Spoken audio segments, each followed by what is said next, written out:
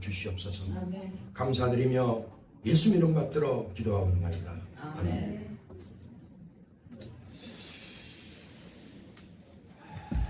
벌써 또 이렇게 둘째 날이 되었고 또 두 번째 시간이 됐네요. 내일 하루뿐인데 어쨌든 그 시간들이 참 은혜이고 감사한 것 같습니다. 여러분, 슬픔에도 그리고 아픔에도 찬란한 이런 수식어를 붙일 수가 있다면, 찬란한이라고 우리가 말을 할 수가 있다면, 정말 그럴 수 있다면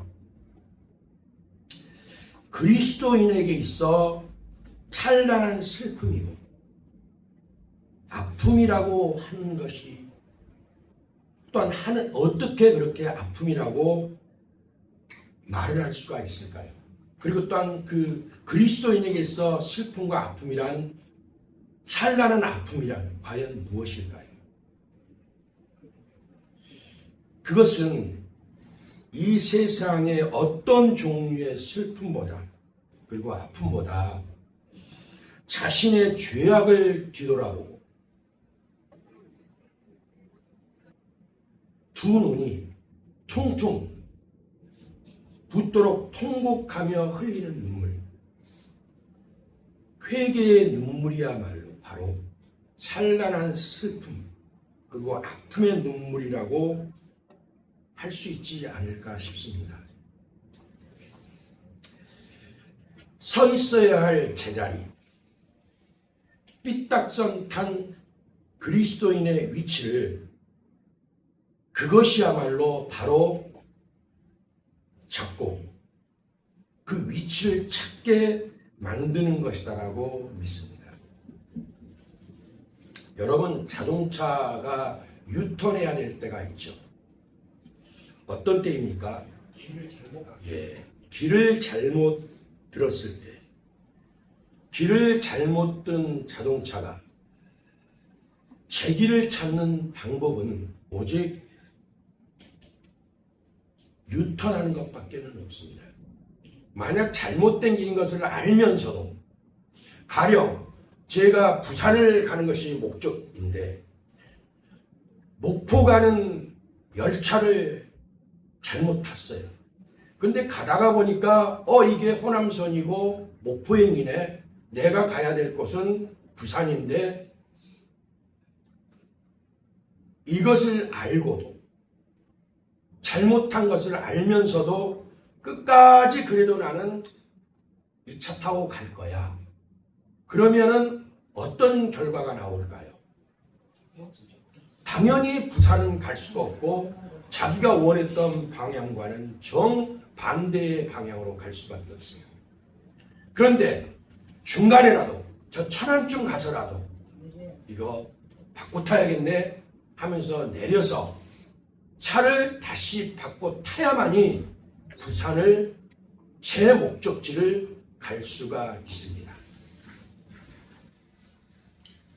그리고 요즘은요, 자동차를 타고 가다가 잘못된 길을 들었을 때, 예전 같으면요, 저 같은 사람들은 아마 못 찾아다닐 거예요.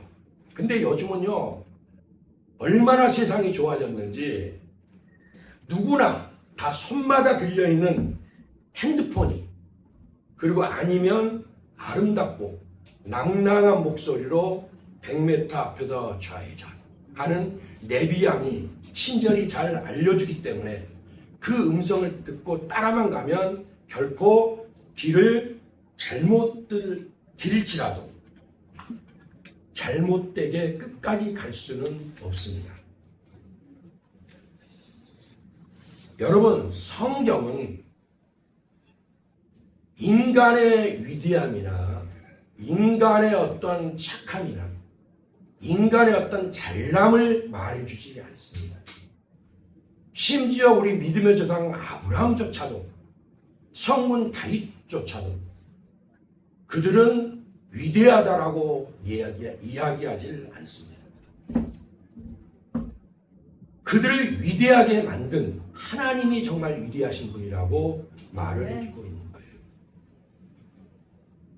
성경에 모든 하나님의 사람들로 불리는 성도들도 실수가 있었고 죄가 있었습니다. 그들이 모든 그런 죄에서 사유를 받고 그리고 치유함을 얻을 수 있었던 것은 딱 하나입니다. 경건한 회개와 닭똥같이 굵고 뜨거운 눈물로 하나님 앞에 엎드릴 때, 그리고 그 뜨거운 눈물이 무릎에 떨어질 때, 그때 얼룩진 그 눈물의 자리에서 하나님의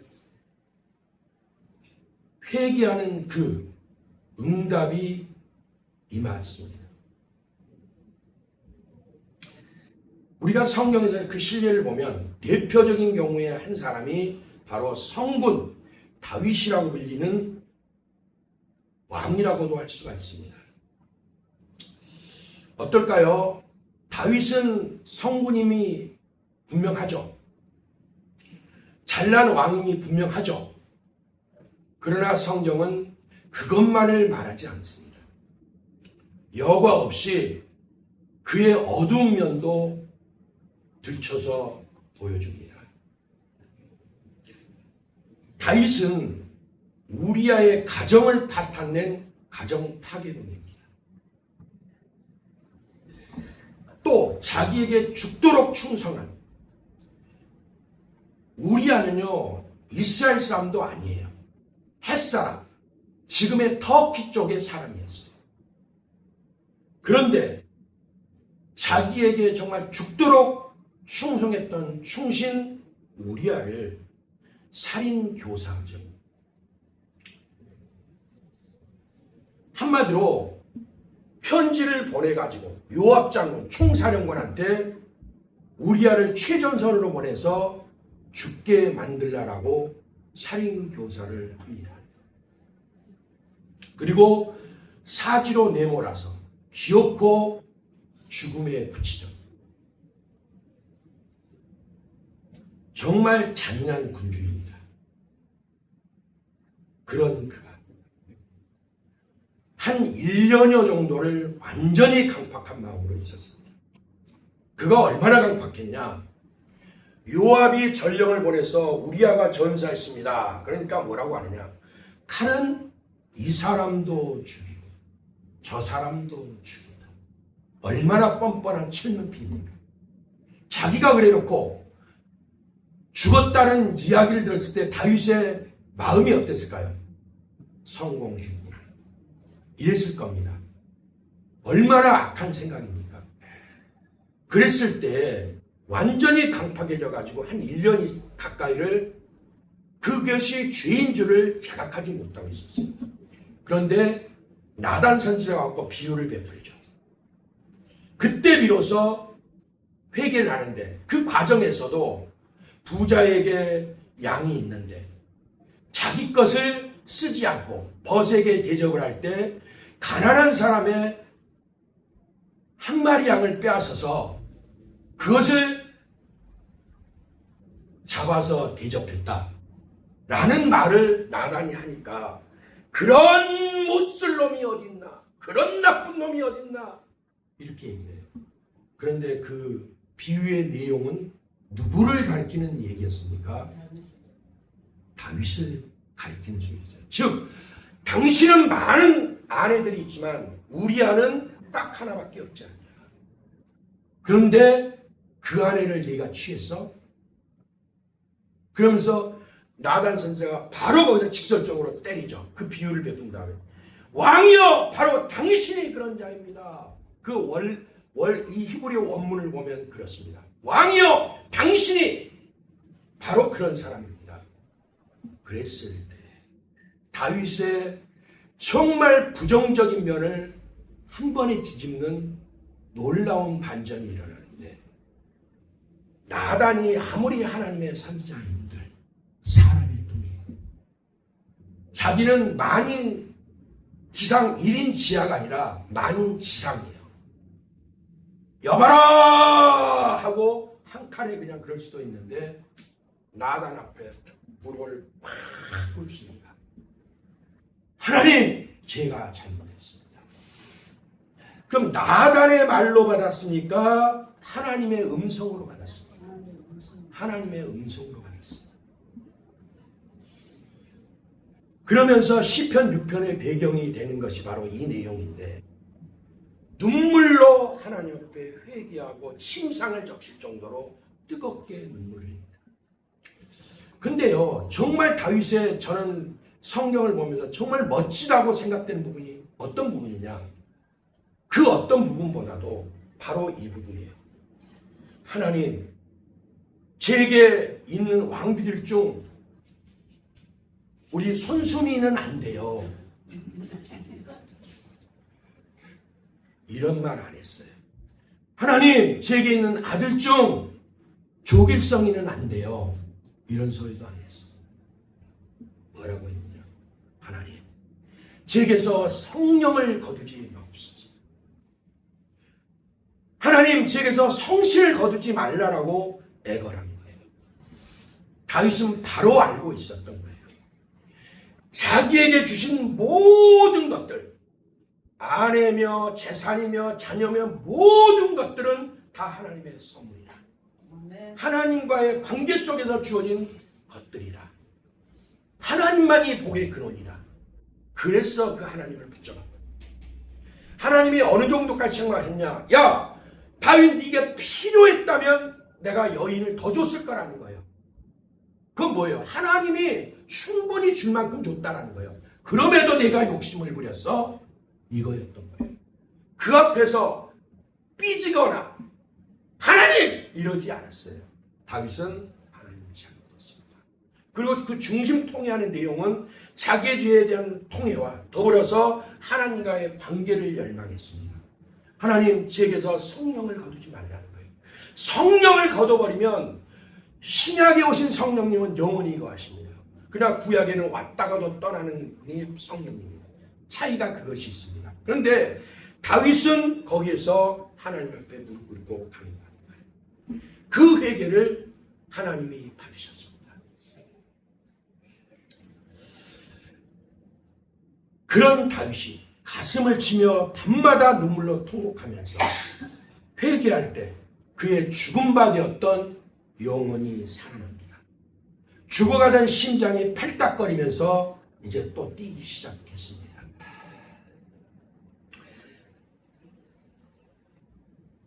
다윗의 이 눈물의 회개, 이것은요, 많은 사람에게 교훈을 주는데, 아무리 성군 같은 다윗일지라도 넘어질 때는 정말 추하고 추할 정도로 넘어질 수 있는 연약한 존재라는 것을 보여주고 있습니다. 그러나 그런 연약한 존재도 하나님과의 관계를 회복하면 다시 우뚝 설 수 있다는 것을 성경은 분명하게 보여주고 있는 거예요. 요한복음 16장에 보면 예수님 죄에 대하여라 함은 가늠한 죄, 무슨 죄, 도적질한 죄 이런 거 얘기 안 해요. 죄에 대하여라 함은 저희가 나를 믿지 아니하노라. 믿기만 하면 모든 것을 하나님 눈처럼 희게 만들어줘요. 시편에도 하나님은 우리의 체질을 아신다고 했어요. 우리는 연약한 존재예요. 하나님이 은혜를 붙잡아 주기 때문에 존재하고 살아가는 거지, 하나님이 손을 내면 놓으시면 우리는 흑암에 금방 잡힐 수밖에 없고, 흙에서 났는데 흙이 깨끗한들 얼마나 깨끗하겠습니까? 그런 존재가 바로 사람이에요. 그러면 하나님은 무조건 믿기만 하면 용서를 해주고 살려주시는데, 하나님이 우리에게 요구하시는 것이 있어요. 하나님은 처음에 하나님을 모를 때는 무조건적으로 사랑하시고 찾아오십니다. 그러나 하나님의 은혜를 받고 하나님을 알고 난 후에는 하나님이 절대로 버리시지 않아요. 한 번 선택한 사람은 절대로 버리지 않습니다. 그런데 거기에는 대가가 하나가 따로, 잘못했을 때는 사무엘하 7장 14절에 그랬죠. 앞에 사울왕은 하나님이 버렸어요. 버렸죠. 근데 하나님이 뭐라고 그러냐면 앞에 버림받았던 다윗왕보다 먼저 앞선 왕, 자기의 또한 다윗왕의 장인이었던 사울왕을 예로 들면서 뭐라고 얘기를 하냐. 내가 사울은 버렸지만 내가 너는 절대 버리지 않겠다는 거예요. 너의 후손들을. 이것이 선택이고 하나님이 택한 사람들의 주신 축복이기도 해요. 그런데 하나는 뭐냐? 범죄하면 내가 인생의 막대기와 인생의 채찍으로 징계하시겠다는 거예요. 왜 그럴까요? 가령 이런 겁니다. 우리 아들한테 제가 진짜 용돈 아껴가면서 돈을 모아갖고 양복 한 벌을 해줬어. 근데 이놈이 갈 때 못 갈 때 다 가면서 완전히 양복이 진짜 걸레같이 되고 누더기같이 되고 더러운 채로 들어왔어요. 그리고 또 친구들까지 데리고 왔어. 그런데 제가 길성이한테 야 이놈아 아무리 그래도 그렇지 애비가 그렇게 해서 돈을 아껴가면서 쓸 것 먹을 것 아껴가면서 너한테 이렇게 양복을 사줬더니 너 이렇게 험하게 입고 다녀? 그러면 길성이가 아니 아빠 왜 나한테만 그래요? 내 친구들한테는 얘기하지 않고. 이러면 우리 아들 길성이가 정상일까요? 비정상일까요? 여러분 생각은 어때요? 비정상이죠. 아빠 왜 나한테만 그래? 내 친구들한테는 아무 말 안 하고. 이거는 비정상입니다. 그럼 제가 왜 아들한테만 그럴까요? 내 아들이기 때문에. 하나님이 그와 같습니다. 내 아들이기 때문에 간섭하시는 것이고 내 아들이기 때문에 딴지를 거시는 거예요. 그래서 히브리서도 그렇고 신명기도 그렇고 뭐라고 하냐. 아들을 징계치 않는 아버지가 있느냐. 징계가 없다면 사생자요 아들이 아니라는 거예요. 하나님의 선택은요 무조건적 창세전 선택입니다. 에베소 1장에 그랬죠. 자기 마음에 원하는 대로 원하는 자의 뜻을 따라 선택받았다는 거예요. 그래서 에서와 야곱을 보여줘요. 에서는 야곱의 형이 아니냐. 그러나 에서는 내가 미워했고 야곱은 사랑했다. 뱃속에서부터 선택입니다. 예레미야 1장 15절에도 내 어머니 모태에서부터 지음받았다라고 얘기를 해요. 선택입니다. 이 사람은 절대 버리지 않습니다. 비록 캄캄한 정말 흑암 가운데 걸을지라도 하나님이 결코 놓지 않고 버리지 않아요. 우리 청교도 믿음의 선진들도 가끔은 그런 경험들을 해요. 죄악을 넘어지거나 그러면 그것을 영혼의 밤이라고 불렀습니다. 마치 하나님이 없는 것 같이 느껴질 때가 있어요. 그러나 그렇지 않습니다. 구름이 가려웠다고 해도 태양은 그 뒤에 빛나고 있는 거예요. 다만 그 구름이 거치면 다시 태양을 볼 수 있어요. 우리가 범죄하고 잘못한 그런 것들이 구름과 같이 하나님 사이를 가려요. 그래서 이사야 그랬죠. 너와 나 사이의 죄악이 담처럼 가리웠다. 그래서 하나님이 회개의 길을 열어놨던 거예요. 그래서 지금 말씀드린 것처럼 사울왕 이야기도 하는 거예요. 사울왕 그러나 하나님이 버렸어요. 사울왕은 누가 세운 거예요? 하나님이 선택해 세운 것은 아니에요. 근본적으로. 그런데 다윗은 하나님이 기름 붓고 선택해 세웠던 거예요. 버리지 않습니다. 그래서 하나님이 아무리 멸망한 것 같은 유대, 그러니까 북쪽은 19명의 왕조가 들었어요. 근데 다 악입니다. 그러나 유대는 20명의 왕이 있었지만 그 중에 히스기야, 여호사밧, 그 다음에 요시야 같은 왕들은 성문으로 물려요. 그리고 끝까지 하나님이 유대는 지키시고 보호하셨어요. 예수님 오시기 586년 전에 바벨론 제국에서 멸망은 당했지만 그 왕은 열왕기 하 마지막 부분에 보면 끌려갔던 왕이 37년 만에 감옥에서 나오면서 다시 하나님의 언약이 연결되는 것을 보여주고 있어요. 그런데 그런 아들 같은 존재들에게는 반드시 잘못하면 하나님이 간섭을 하시는데, 그 간섭이 냉랭하게 하나님 느껴지기도 하고, 병으로도 주시고 경제적인 문제로도 주시고 정신적인 문제도 주시고 하십니다. 근데 그것은 버렸다는 것이 아니라 하나님과의 관계를 다시 개선하자는 시험인 거예요. 그것이 하나님 백성에게 주어진 축복입니다. 그래서 이 다윗은 누구 앞에 엎어졌냐? 하나님 앞에 엎어졌어요. 하나님 자녀와 하나님 자녀가 아닌 사람들의 특성은 있습니다. 자, 아기가요, 엄마가 매를 들 때 그 아기는 누구 품으로 더 기어들까요? 그리고 아기가 아플 때, 자기가 귀찮을 때 누구 품으로 뛰어들까요? 엄마 품이에요. 그런데 똑같지만은 의붓자식이요, 하나는 내 친자식이야. 어떤 결과가 일어날까요? 어머니가 매를 들었을 때 친자식은 가슴으로 품고 들어오지만 의붓은 그럼 그렇지, 계모라서 그래, 이러는 거예요. 무슨 말이냐? 하나님의 자녀는 어려우면 올수록 목마른 사슴같이 하나님 앞에 헐떡이면서 찾게 돼 있어요. 그러나 하나님의 자녀가 아니면 세상으로 더 멀리 떠나요. 가인이 범죄하고 나서 어떻게 했습니까? 점점 에덴으로부터 멀어졌고 애녹성을 쌓게 돼요. 자기 성에 갇히게 됩니다. 자, 이런 것들이 있는데 다윗은 하나님 앞에 하나님만이 복의 근원이라고 외치면서 그 하나님 품으로 더 머리를 들면서 들어섰던 사람이 바로 이 다윗이었던 거예요. 하나님만이 내 최고의 복이다라고 외쳤던 사람이 바로 이 다윗입니다.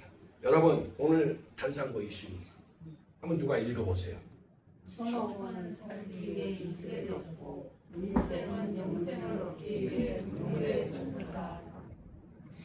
초목은 하늘에 이슬에 젖고 비에 젖을 때 삽니다. 그러나 그리스도인은, 또 우리 인생은 회개의 눈물이 떨어질 때 그것이 재앙문이어서 내 양심이 살아나고 하나님과의 관계가 살아나고 하나님 주시는 은혜가 내 안에서 살아나요. 우리가 범죄하고 하나님을 멀리하면요, 자, 재 덮여진 것처럼 어때요? 잿불이 꺼지면은 불씨가 안 보이죠. 그러나 살살 이렇게 보면 그 안에 불씨가 있습니다.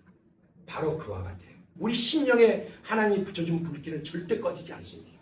그런데 그 불길이 때로는 죄로, 내 생각의 죄로, 내 어떤 죄악의 죄들로 감춰져 버리게 되면 보이지 않는 것 같아요. 하나님이 내게서 떠나버린 것 같고 없는 것 같이 느껴질 때도 있어요. 그러나 절대 그렇지 않습니다. 그렇습니다. 다윗은 천하장사가 씨름할 때 삿발을 아주 견고히 붙들고 그것을 꽉 붙잡고 움켜쥐듯이 다윗은 하나님의 은혜를 사모하면서 하나님을 움켜쥐었어요. 오늘 우리는 신약에서 그런 한 사람을 또 만나게 되는데 지금부터 그 사람을 한번 만나보겠습니다. 불타는 헛된 맹세의 밤이 있었습니다. 예루살렘의 골목골목마다 등불이 바람에 이리저리 흔들리면서 밝게 타오르고 있었어요. 마치 춤을 추는 것처럼 등불이 바람에 이렇게 저렇게, 그리고 횃불들이 이렇게 저렇게 바람에 불면은 불꽃이 춤을 추듯 그렇게 타오르고 있는 밤이었습니다. 그리고 멀리서는 올리브나무 잎사귀에 바람이 스치고 먼 곳에서는 유월절 노랫소리가 아득하게 들려오는 그런 밤이었습니다.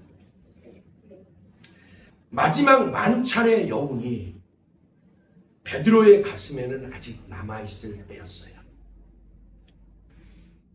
만찬 때 그 시기에 베드로가 뭐라고 했느냐? 주여, 내가 주와 함께 옥에도 죽는 데에도 가기를 각오하였나이다. 각오하였다라고 얘기합니다. 여러분, 성경에 닭이 울어서 통곡했다는 말은 나와요, 다. 그런데 닭이 2번 울었을 때 하나님의 말씀이 생각나고 통곡했다는 것은 오늘 본문이 유일합니다. 닭이 2번 울었다는 것은 여기밖에 없어요. 다른 데서는 닭이 울었다로만 기록되어 있어요. 근데 여기는 정확히 2번을 울 때라고 얘기를 하고 있어요. 그런데 그렇게 호언장담했던 베드로의 목소리는, 그리고 그 고백을 할 때, 그리고 그 자기의 어떤 의를 내세울 때는 정말 차가운 밤의 공기를 찢고 나올 만큼 뜨거운 그런 고백이고 또한 그의 결심이었어요. 그러나 그의 말에는 피가 묻어 있었죠. 그의 결심에는. 무슨 말이냐? 예수님을 잡으러 왔을 때 그는 어떻게 했습니까? 칼을 떼어서 말고의 귀를 자를 정도의 아주 대단해 보이는 그런 결심이었어요. 무슨 의미겠습니까? 웃기지 마 이것들아. 내가 있는 한 우리 스승은 안 돼. 우리 예수님은 안 돼. 이랬던 결의를 갖고 있었던 사람이 바로 베드로예요. 정말 그 순간만큼은 자신의 예수님에 대한 사랑이 세상의 어떤 것보다, 심지어는 동료, 11 제자, 그 어떤 제자들보다도 견고하다고 스스로 자부했었어요. 문제는 언제나 그때그때 달라요가 되는 사람의 연약한 마음이 문제인 거예요. 그때만큼은 진심이었다고 우리는 생각할 수가 있습니다. 저부터도 만약 선생님이 그런 상황이 된다면 베드로처럼 할 수도 있을 거예요. 그러나 항시 어떤 상황에서도 그럴 수 있을지는 저도 가봐야 하는 문제인 거예요. 왜? 사람이기 때문에. 베드로는 자신을 천홍성이라고 여겼어요. 베드로 뱃사람이죠. 뱃사람들은 기질적으로 억세죠. 베드로가 그랬습니다. 그래서 그 어느 누가 주를 버릴지언정 자신만은 끝까지 주님 곁을 지키고 옥에도 죽는 데까지도 따라가겠다라고 했던 사람이 바로 이 베드로예요. 그리고 그의 마음속에 스스로 나는 절대 흔들리지 않는다는 확신을 기념비처럼 세우고 있었던 사람이에요. 그러나 그 기념비는 곧 다가오는 환난 앞에서 여지없이 처참하게 깨어져 버릴 그런 기념비와 같습니다. 불길처럼 정말 이렇게 뜨겁게 타오르던 그의 믿음은 차가운 가야바의 뜰에서 서서히 꺼져갔습니다. 재판정 안에서는 거짓 증언들이 난무하고 예수님을 채찍질하는 휙휙거리는 채찍 소리만 공중에 날리고 있었어요. 그리고 문 밖의 공기는 정말 산을 파고드는 얼음칼과 같은 그런 차가운 공기였습니다. 베드로는 그 추위 때문이었겠죠. 군중 속에 섞여서 불가 근처에 앉았습니다. 불빛이 그의 얼굴을 스치고 그는 힐끔대면서 재판정을, 가야바에 머무는 그쪽을, 예수님이 있는 그쪽을 힐끔거리고 있었어요. 그런데 베드로가 앉아있는 그곳은 제자의 자리가 아닙니다. 그리고 주님의 곁도 아니에요. 그 어디에도 속하지 않은 회색지대였어요. 베드로의 그 상황을 멀리서 뒤따랐다고 합니다. 멀리서. 이것도 아니고 저것도 아닌 멀리서 언제든지 도망칠 수 있는 태세전환을 할 수 있는 멀리서 주님을 따랐다라고 성경은 이야기를 하고 있어요.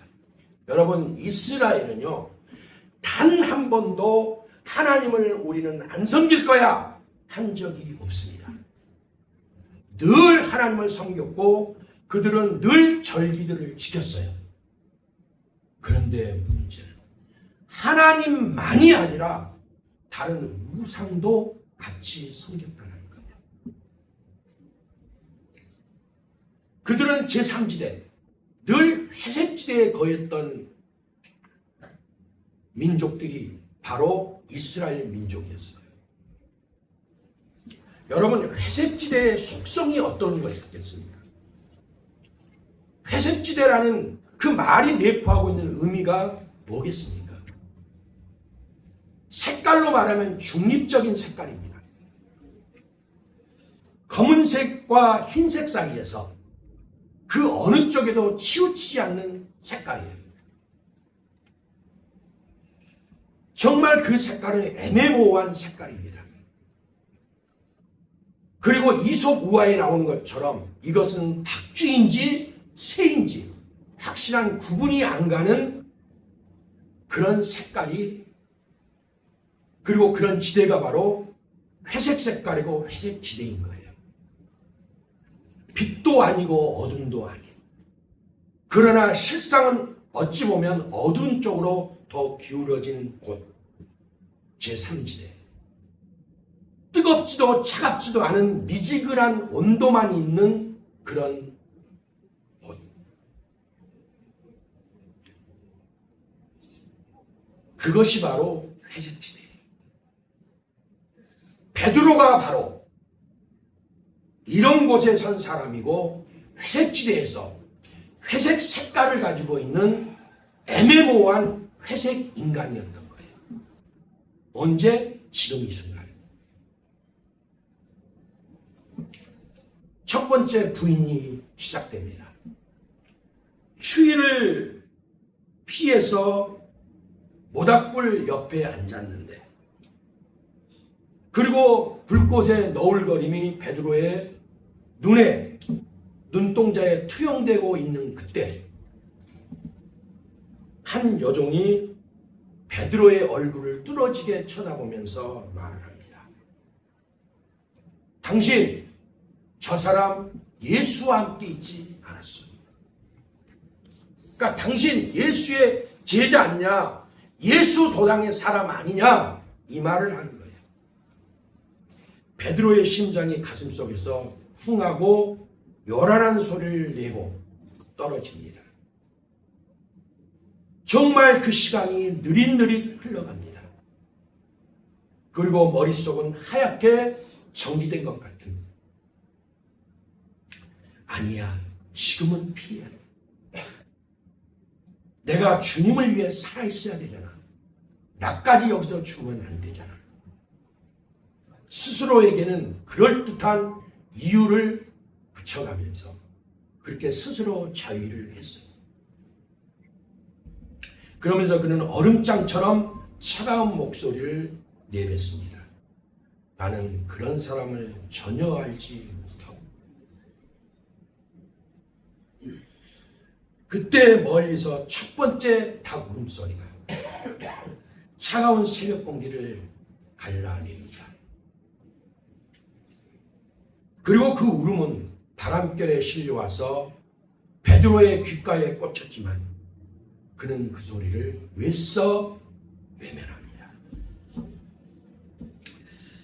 마치 우리가 빨갛게 차를 운전하다 보면 경고등이 들어올 때가 있어요.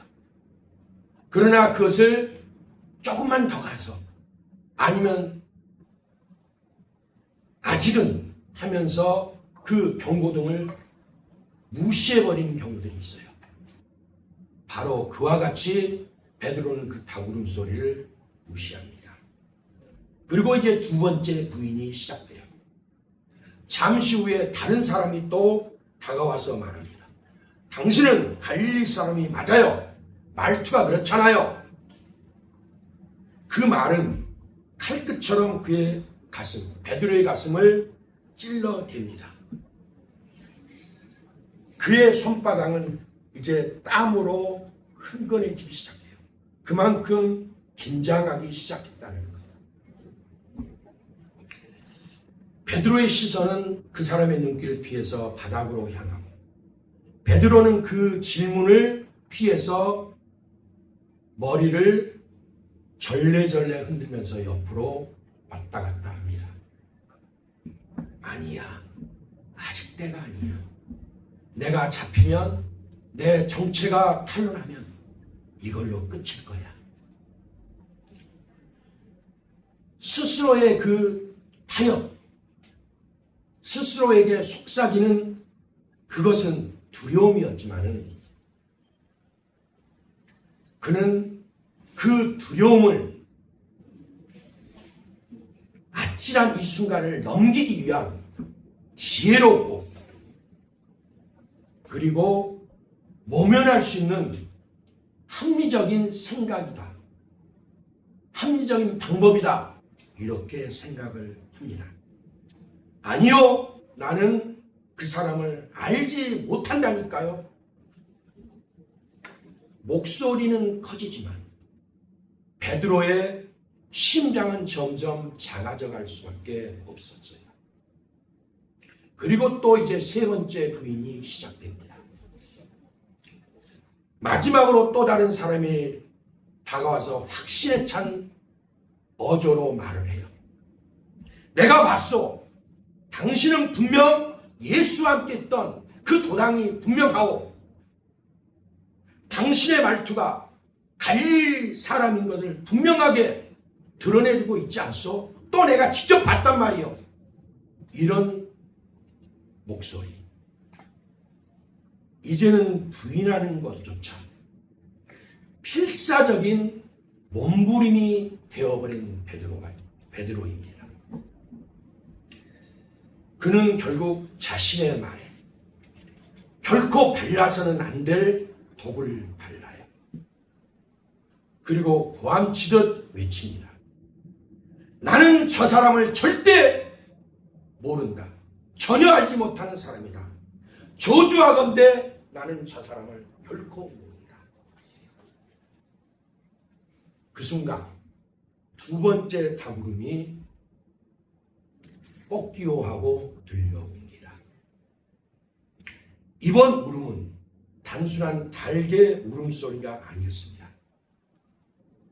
그것은 미리 3번의 부인을 예고하셨던 그 예언이 성취된 하늘의 소리였고, 예수님의 음성이 되살아오는 그 순간이었던 겁니다.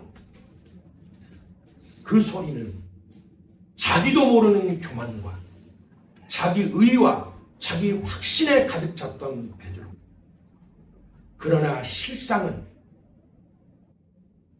연약하기 짝이 없었던, 큰 소리 뻥뻥 치기만 했던 베드로를 여지없이 들쳐내 보이고 무너뜨리는 하늘의 메아리였던 거예요. 우리 그런 말 하죠. 약한 자여 그대 이름은 여자이니라. 정말 약한 자여 그대 근본은 갈대 같은 인생일 뿐이니라. 베드로가 딱 여기에 적용됩니다. 이 베드로의 민낯이 그대로 이제 연약한 그 믿음의 민낯이 드러납니다.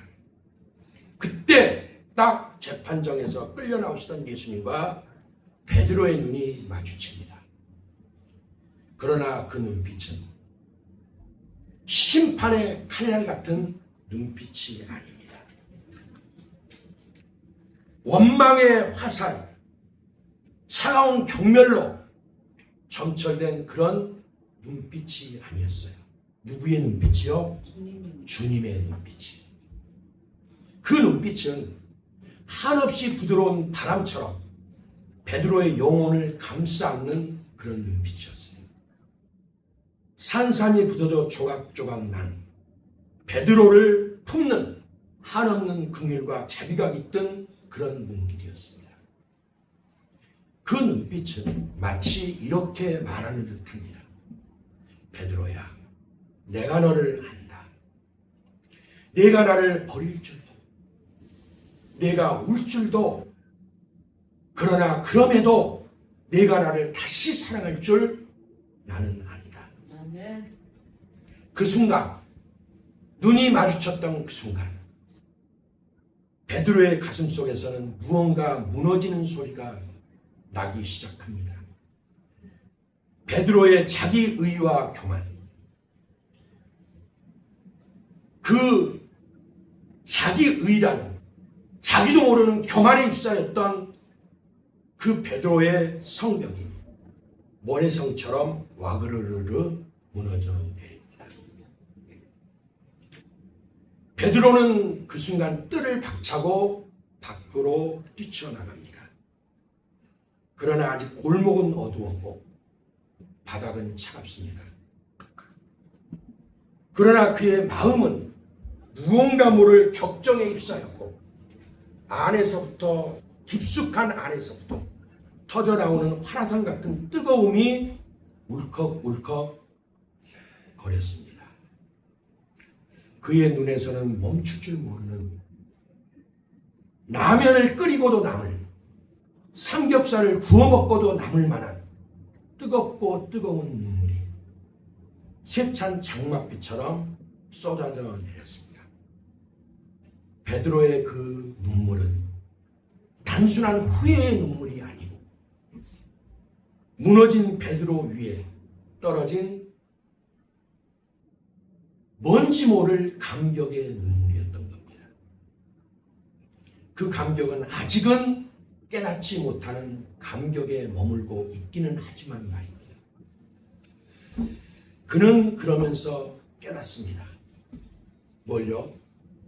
주를 지키겠다던 자신의 맹세보다 그를 지켜주시는 주님의 사랑이 훨씬 더 깊고 크다는 그 사실을 깨닫기 시작합니다. 그리고 시간이 흘렀습니다. 부활하셨던 예수님이 베드로를 찾아오십니다. 장소는 갈릴리 호숫가입니다. 그의 옛 삶이 시작되었던 그곳에 베드로는 가 있었고 예수님은 그곳을 친히 부활하신 몸으로 다시 찾아오셨던 겁니다. 그리고 밤새 헛 그물질한 제자들에게 예수님은 아침 식사를 준비하고 계셨습니다. 숯불위에서는 고기가 자글자글 기름을 흘리면서 구워지고 있었고 그 냄새는 베드로에게 있어 대제사장 가야바의 뜰에서 맡았던 그 숯불 냄새, 그 불에 곁에 앉아있을 때 나던 그 냄새가 어딘 듯 닮아 있다고 느껴졌습니다. 그리고 그 냄새는 곧 쓰리고 아픈 베드로의 과거를 소환합니다.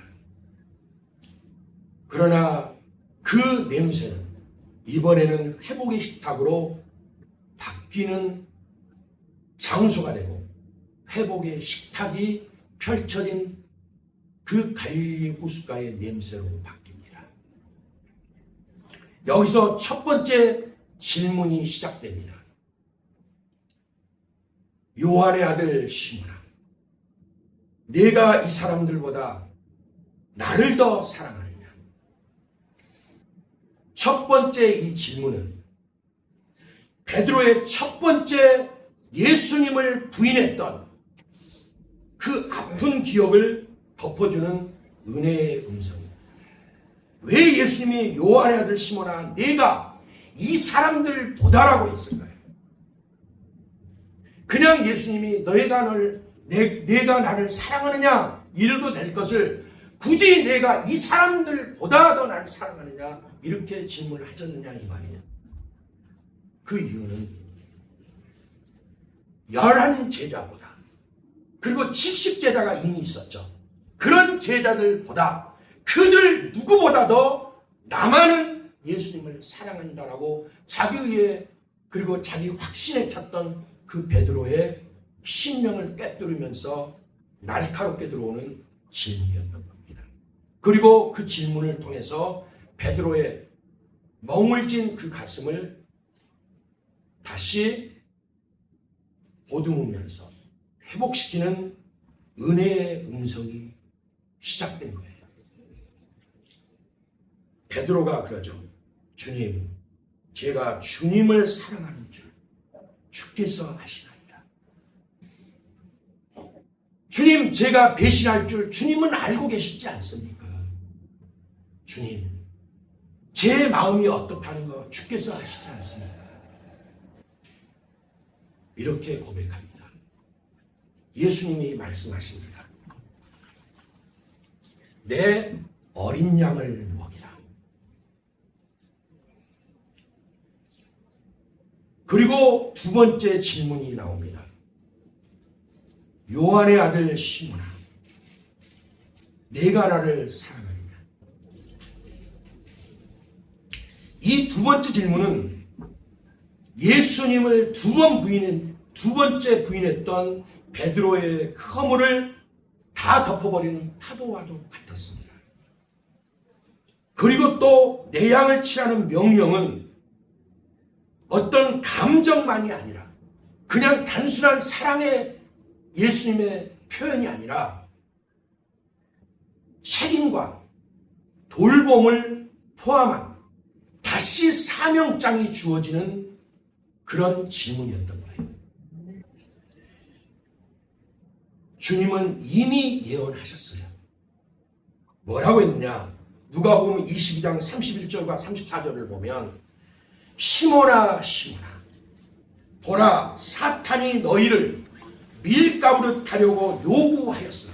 그렇죠. 사탄은 늘 요구해요. 누구를? 영혼을 자기 손에 넘겨달라고 늘 요구를 합니다. 욥도 그랬지 않습니까? 내가 어디를 갔다 왔느냐? 내가 내 종 욥을 유해하여 보았느냐? 그러면서 시비가 벌어지죠. 사탄은 그런 존재입니다.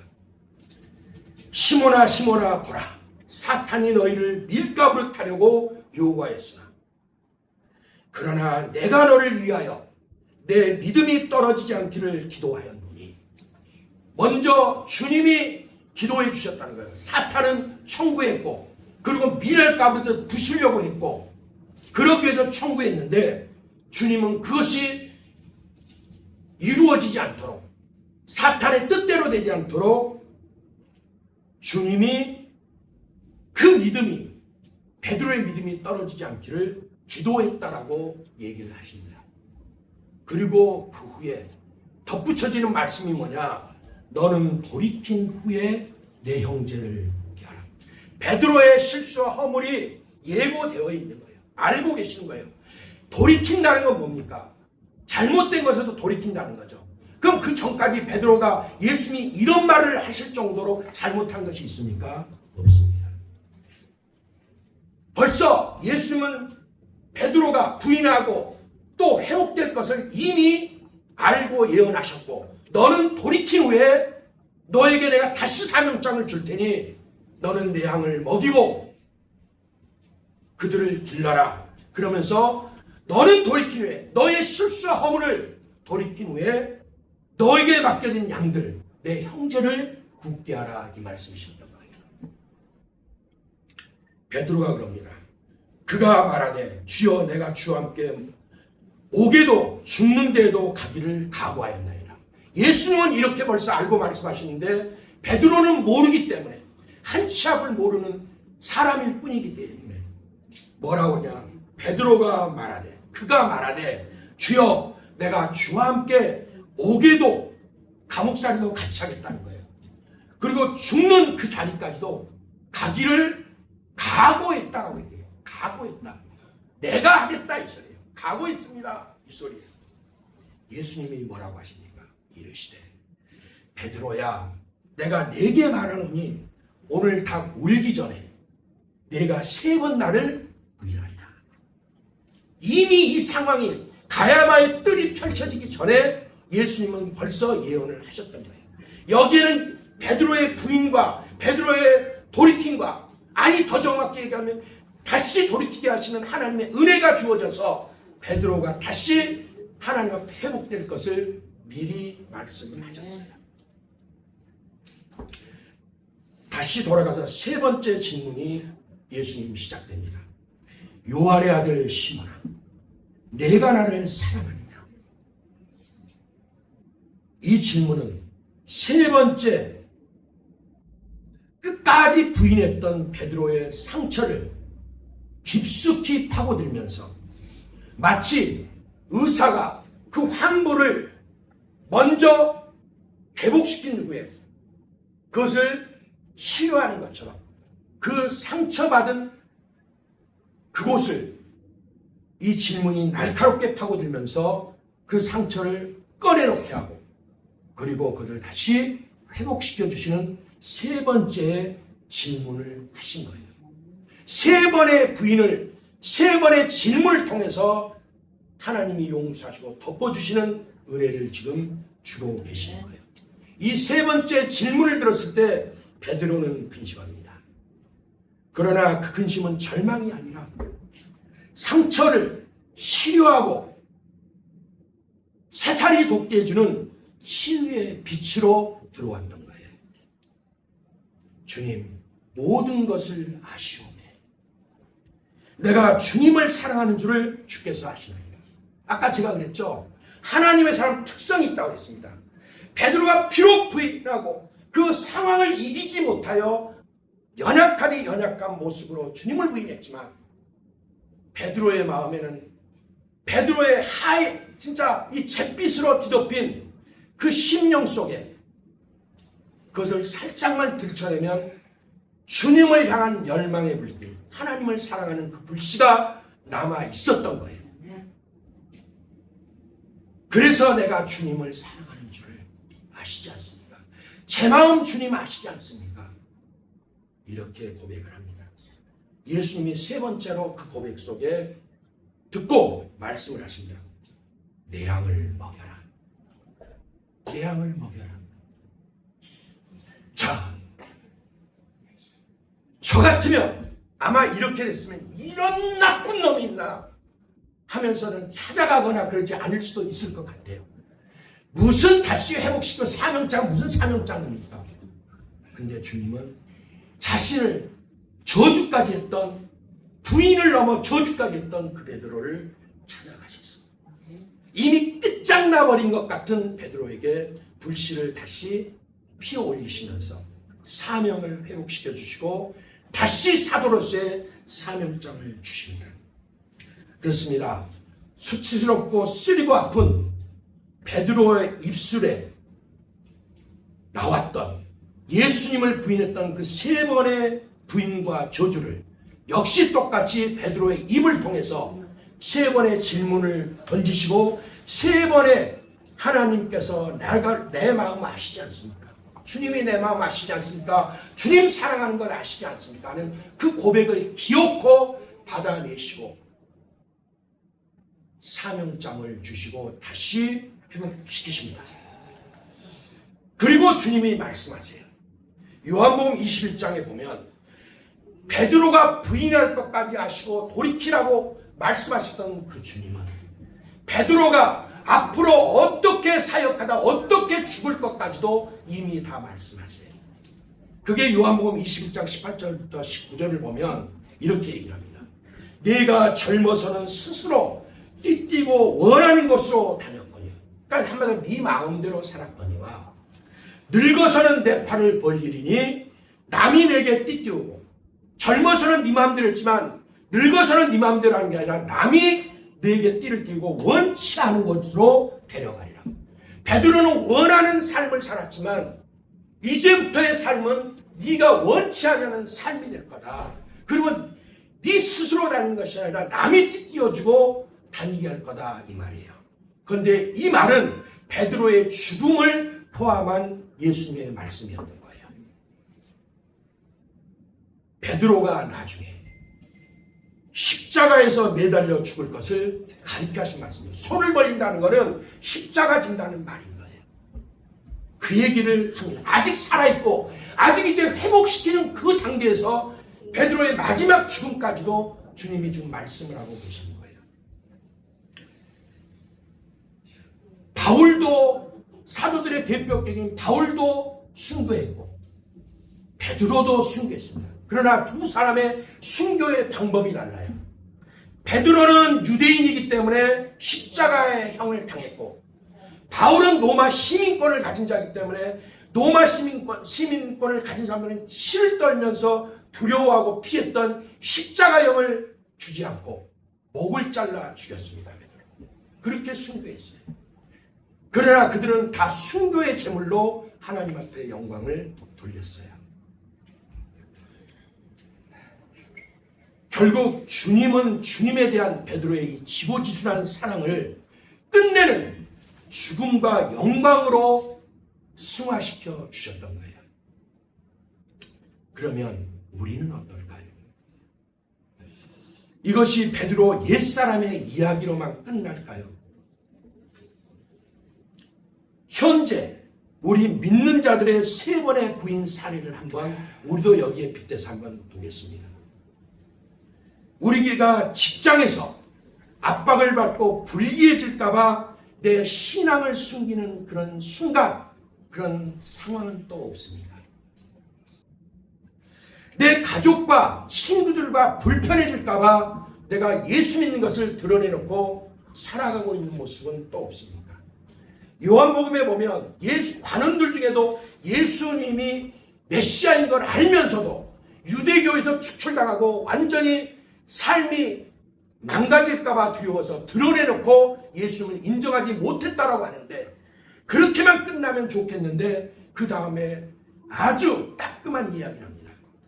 그 이유는 사람의 영광을 하나님의 영광보다 더 귀히 여김이었더라. 그래서 드러내지 못했다고 얘기합니다.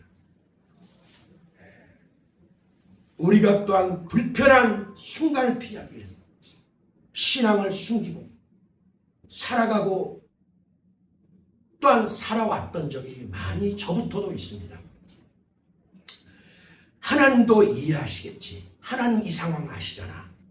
그러면서 그 불순종을, 불신앙을 정당화하던 순간들이 저도 많이 있습니다. 에이, 하나님도 이런 상황이면 어쩔 수 없을 거야. 뭐 사람인데 뭐 하는 그런 상황이 저에게도 너무나 많이 있었어요. 아니면 내가 지극히 좋아하고 사랑하는 그 무엇을 위해서 이번 한 번만, 딱 이번 한 번만 하는 그런 순간은 없었을까요? 저는 참 많이 있었어요. 저도 사실 그래서 이런 것들로 넘어져도 보고 자빠져도 보고 했습니다. 그러나 제가 분명히 외칠 수 있는 것은, 그럼에도 하나님의 사람은 결코 일어날 수밖에 없는 존재라는 것을 알게 됐다는 거예요.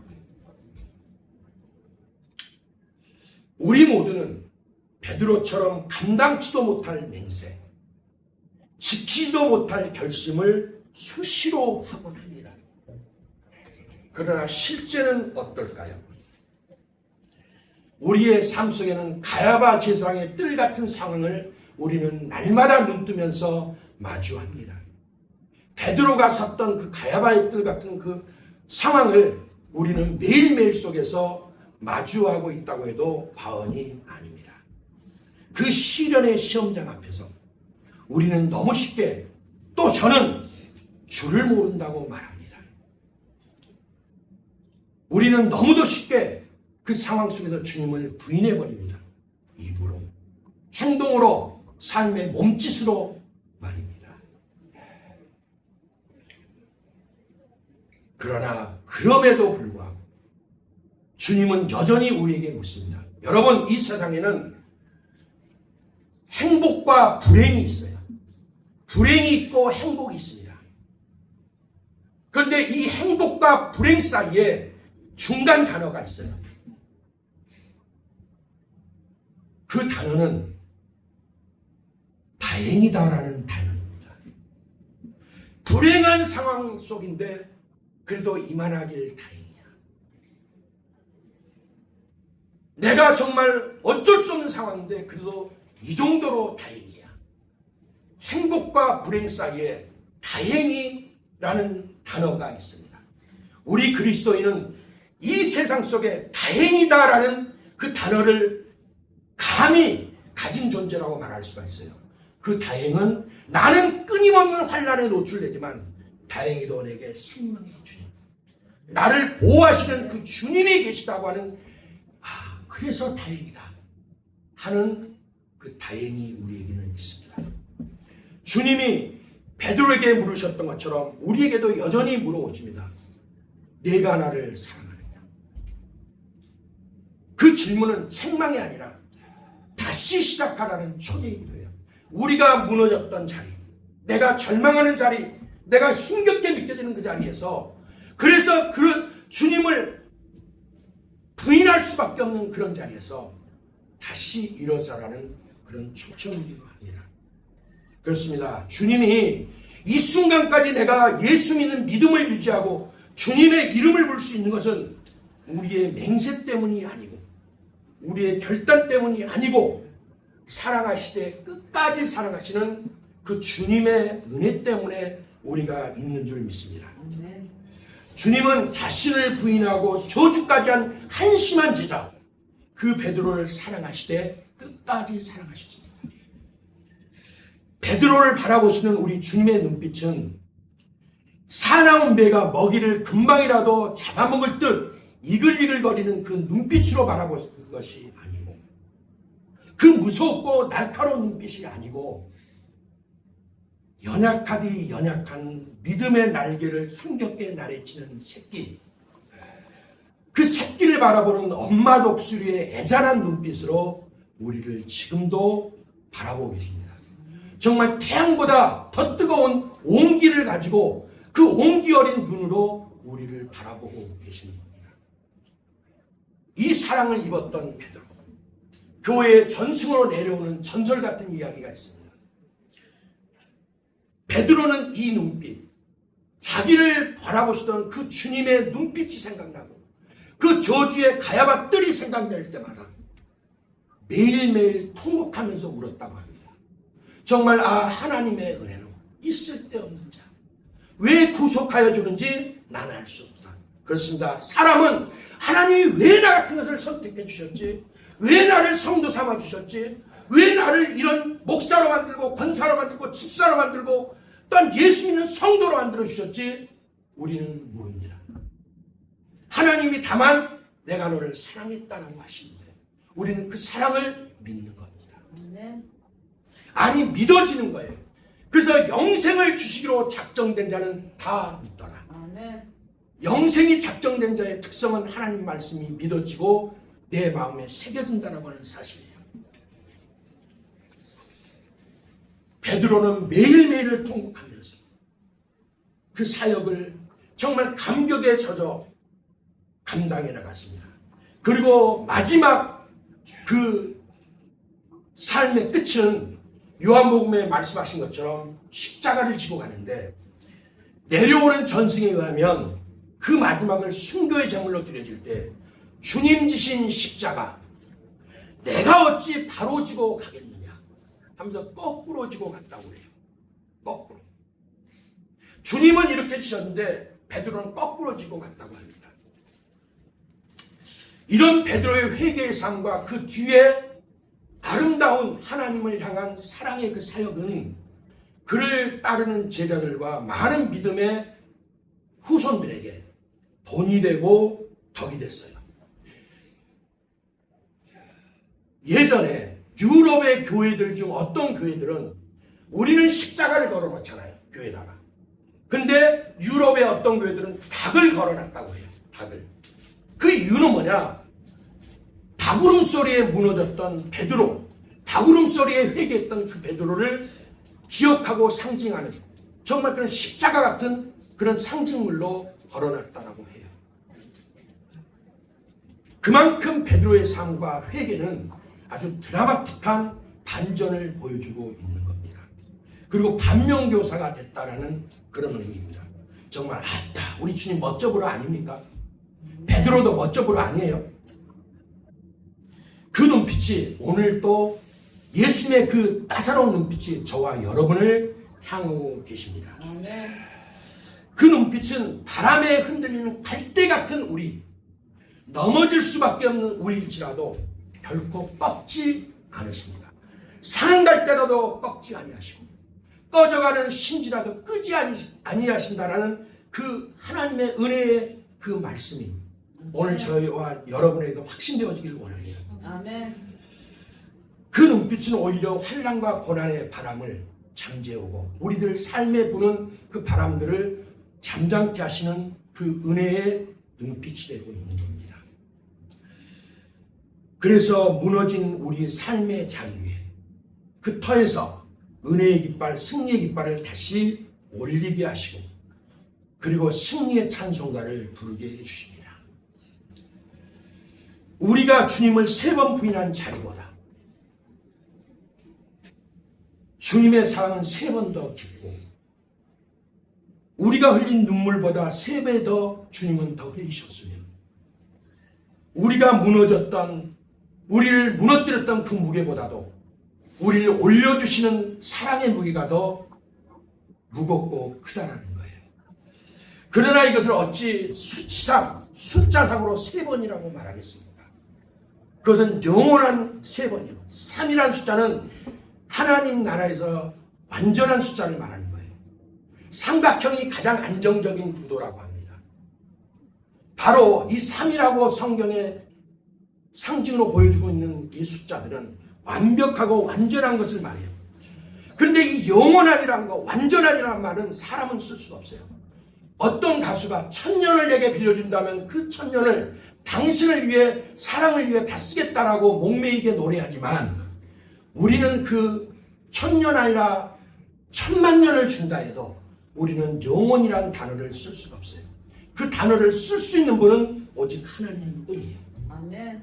이 지구에서 저 끝까지, 지구 끝까지 우리가 펜이 있고 종이가 있고 그 위에 쓸 수가 있다 해도 영원이라는 단어를 우리는 거기에 이길 만한 그런 문장이나 단어나 숫자를 기록할 수가 없습니다. 하나님의 사랑, 그래서 우리 인간의 언어로 그냥 영원이다라고 밖에는 표현할 수가 없어요. 우리는 죽으면 그 위에 흙이 덮이고 부더기가 나고 결국에는 흙으로 돌아갈 인생일 뿐인 거예요. 다만 일상 유한 속에서 유한한 사랑을 주고받으면서 나누다가 하나님 앞에 가는 거예요. 우리 종교개혁자들이 내걸었던 모토가 뭐냐? 사람은 주님에게서 와서 주님으로 말미암아 살다가 결국 주님께로 돌아간다라고 이야기를 하고 있습니다. 베드로는 눈물 많이 흘렸던 이 세상에 사역을 마치고 지금 평안히 쉬고 있을 겁니다. 베드로 형님 그렇죠? 그렇다고 하십니다. 저와 여러분도 마찬가지입니다. 베드로를 향하셨던 그 영원한 사랑이 오늘 우리들에게도 주고 있습니다. 그러니 사랑하는 여러분, 이제 우리가 어찌해야겠습니까? 우리가 우리 삶 속에서 그 눈빛을 외면하고 잊어버리고 그렇게 살아왔던 모습들이 있고, 그러다 보니까 주여 허물의 때로 덕지덕지 묻어있고 넝마처럼 우리 영혼의 옷이 너덜거리고 있지는 않습니까? 우리가 입고 있다면 이 시간에 그 옷을 바꿔 입어야 됩니다. 여러분, 이 머리에서 가슴까지 길이가 얼마나 될 것 같습니까? 이거 30cm도 안 됩니다.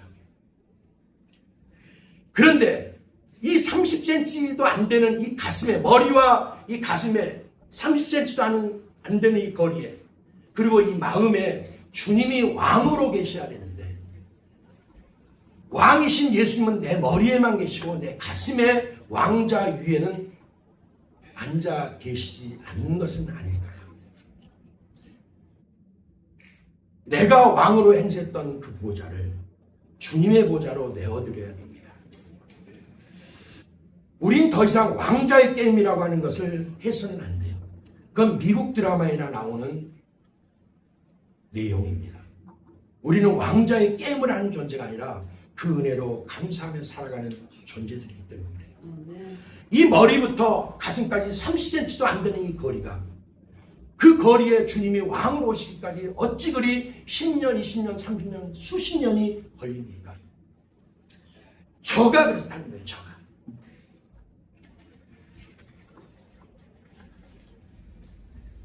우리가 속삭이는 주님의 질문하시는 그 질문에 우리가 대답하고 아멘으로 우리가 눈 맞추기 하고 입 맞춤을 한다면 우리에게도 회복이 시작될 겁니다.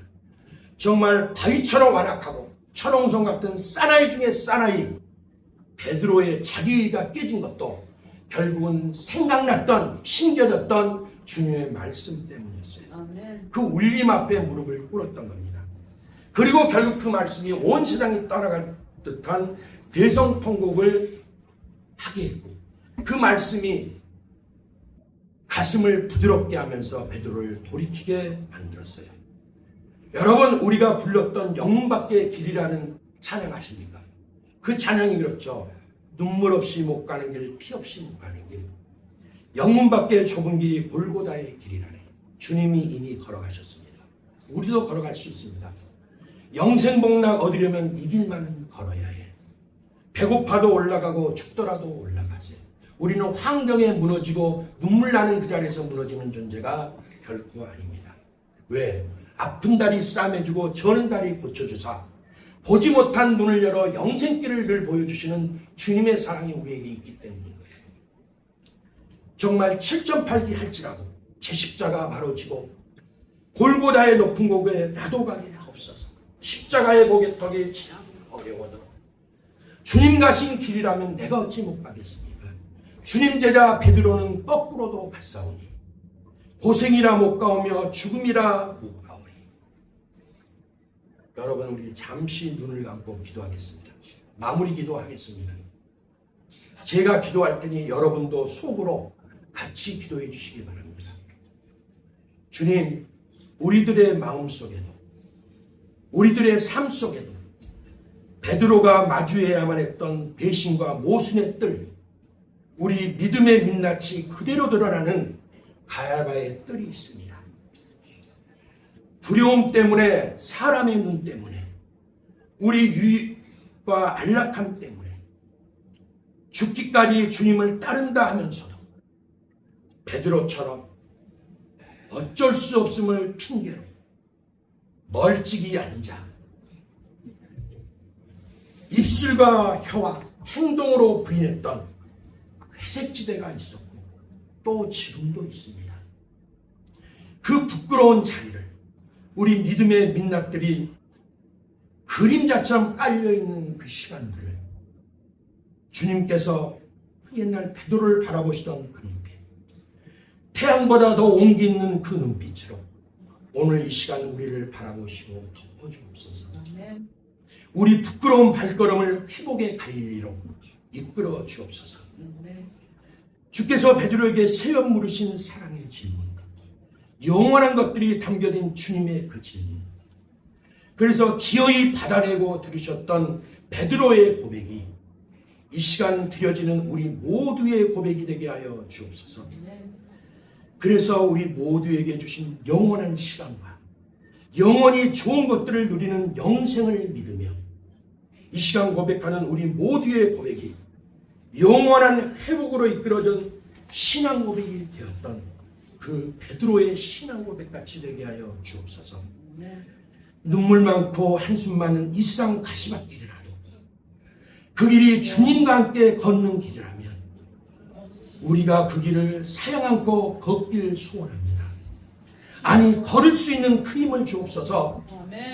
볼지어다 내가 세상 끝날까지 너희와 항상 함께 있으리라 하신 이 말씀의 기둥에 은혜의 사슬로 단단히 묶어서 언제나 어느 형편에서나 눈물 나는 그때나 병상에서 신음하는 그때도 가난할 때나 살만할 때나 그때 그 모든 일들이 주님 주시는 가장 좋은 것, 주님 보시기에 가장 좋은 때로 믿으며 오직 주님에게만 눈 맞추고 하늘 보좌만 바라보게 하옵소서.